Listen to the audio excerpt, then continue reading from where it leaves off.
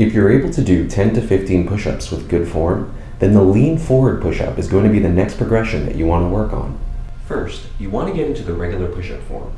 You know you're in the right form when, at the bottom of the push-up, your thumbs are lined up with the middle of your chest. For the lean forward push-up, you want to start by rotating your hands to a 45-degree angle or 90.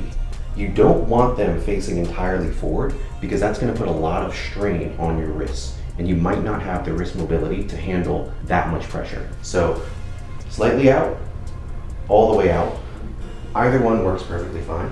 Now, when you're in this position, you actually want to push the ground as much as you can. You want to protract your shoulders to the point where you're almost hunching your back and you're bringing your core in.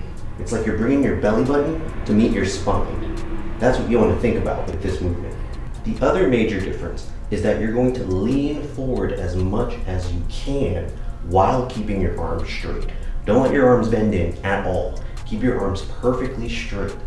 And you'll notice that you'll begin to move to the top of your toes. That's what we want.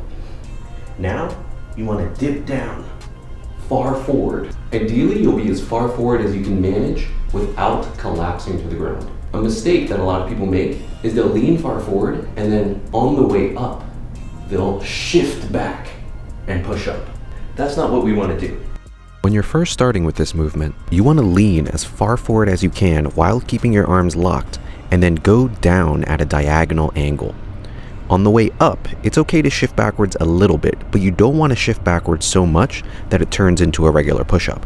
You still want your hands to be closer to your hips than the middle of your chest. That's the marker of a correct lean forward push-up. Your hands will be closer to your hips than they are your chest.